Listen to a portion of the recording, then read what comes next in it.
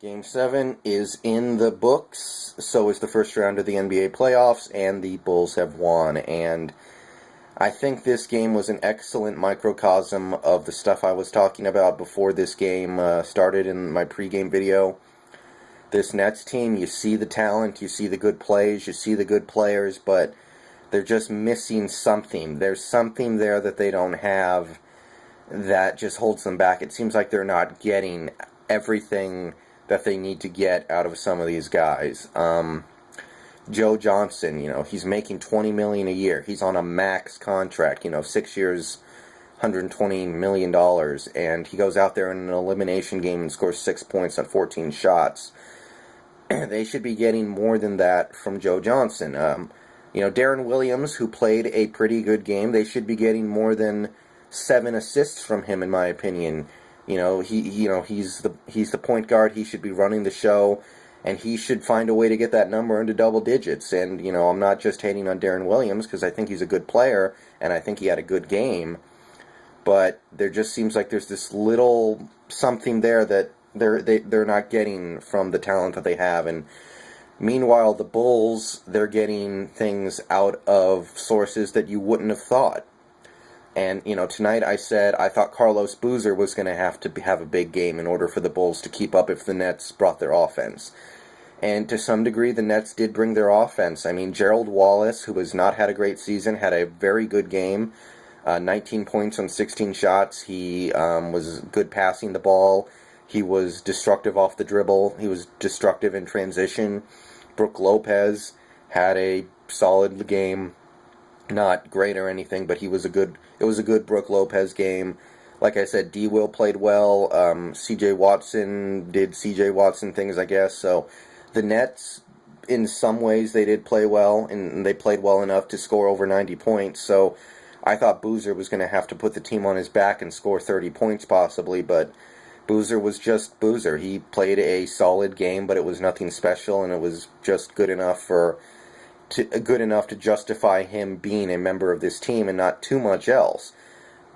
It was, tonight, I think the number one guy I want to talk about, just for the shock factor, is Marco Bellinelli, because he's a guy who, he's on the team, and he's going to play, so you go, okay, he's going to score 6 to 10 points, just because he is going to get a few shot attempts, because he is a decent shooter, and really, if you're out there playing long enough, you are eventually going to make shots and score a couple points. But he was a legitimate weapon out there. He was a weapon early. He was a weapon late. And he was an actual asset instead of just a body out there, who the Bulls have out there because, Richard Hamilton isn't playing right now, and Derrick Rose isn't playing right now. He was not that tonight. He was a weapon. 24 points on 14 shots, played 41 minutes. And in my pregame video, I talked about Nate Robinson needing to play 40 to 45 minutes. That did not happen, mainly because Nate Robinson didn't play very well. I mean, he was mostly the bad Nate Robinson tonight. He took some very stupid shots. He was not efficient. He was not a very effective player tonight. He did more bad than good for Chicago in all likelihood. But the Bulls didn't need him, and they didn't need him to play big minutes because of Marco Bellinelli playing so long and so well. So, I think this game is all about Marco tonight, making up for Nate's deficiencies. But, of course, the star of the show and the best player on the court tonight was Joakim Noah, one of the best players in the league, top 30, top 25 maybe. Just somebody who gives an incredible amount of effort in every game he plays, in every minute he plays. 24 points on 17 shots. There were points in the third and fourth quarter where the Bulls just had no idea what to do offensively because Boozer was in foul trouble, and they just gave it to Noah. And Noah is a guy who, when he came into the league, did not have an offensive game, but they went to Noah when they needed buckets, and he hit jump shots, jump hooks. He had a legitimate offensive game, and that's what I really took away from this game. Noah, a guy who did not have an offensive game a few years ago, he's an offensive weapon. He's not just somebody who scores off putbacks and dunks anymore. He's a weapon. And, 14 rebounds, 6 blocks. It's the way he took over this game on both sides of the court, playing injured, mind you. We don't know how injured he is, but he is still hurt.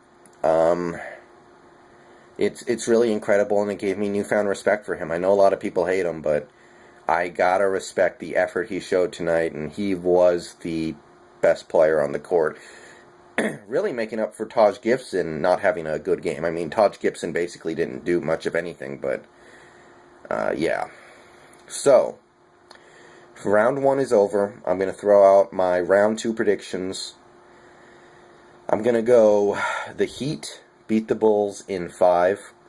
I really, really wanted to pick a sweep, but looking at the fight that this Bulls team shows, the way they play so hard every single game they play, I just can't imagine this Bulls team getting swept as long as Tom Thibodeau is, awake.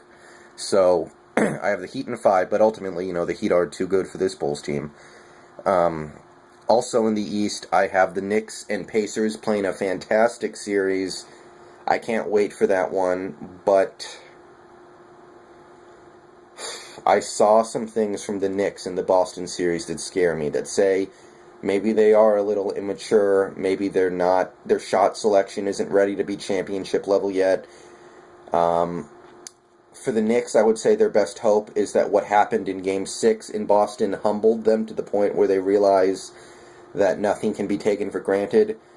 But until I see that, the way their offense just stalls and ends in a bad Carmelo Anthony shot or a bad J.R. Smith shot, I think the Pacers can eat that up, and I'm going to say the Pacers in 6 games. I have an upset. I'm going to say the Pacers win in 6. And then you go over to the Western Conference. You have the Grizzlies playing the OKC Thunder. The Grizzlies are better, people. I'm saying that right here. I mean, with Westbrook out of the game, the Grizzlies are better. They have a oncoming star point guard in Mike Conley, who's really come along nicely. They have the best front court in the league, Zebo and Gasol. They have Tony Allen, who can come in and be a destructive perimeter defender. They're getting good minutes out of guys like Quincy Pondexter. They're better than a Thunder team that, quite frankly, is Kevin Durant, sometimes Kevin Martin, and whoever else decides to make shots that day, which honestly, from game to game, is really inconsistent. And other than Durant, I don't trust any of those players to show up. So to me, the series is going to be all about Serge Ibaka and Kendrick Perkins playing better than they did in round 1, because Perkins was awful in round 1. He almost cost the Thunder the series, and he's lucky he wasn't able to do that. And Ibaka disappointed me, because that's a guy who should be taking over some of Westbrook's scoring, and he hasn't done it. He's just almost a non-factor offensively. So, can those guys contain Randolph and Gasol? Perkins, this is why Perkins is on the team, to defend good post players like Gasol and like Zach Randolph. So if Perkins can't have a good series here, he is literally worthless, and he should be amnestied this offseason. And if Ibaka can't handle the likes of probably Zebo is who he's going to be defending, then we will know that he didn't make the leap that this Thunder team needed to make a real run at a championship. So I'm going to say the Grizzlies in 6. They're better right now, period. Point blank. And then you have the Spurs and the Warriors.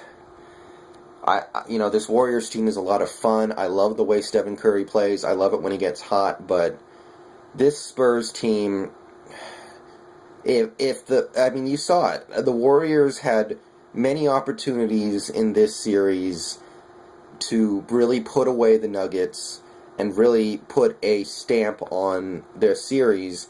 And repeatedly, they found ways to almost blow leads, especially down the stretch in Game 6. So they might not be ready for this, and I think the Spurs are a team that can really exploit that. So I'm going to say Spurs in 6. Going to give a couple games to the Warriors for respect. And that is round 2. I'll see you guys later.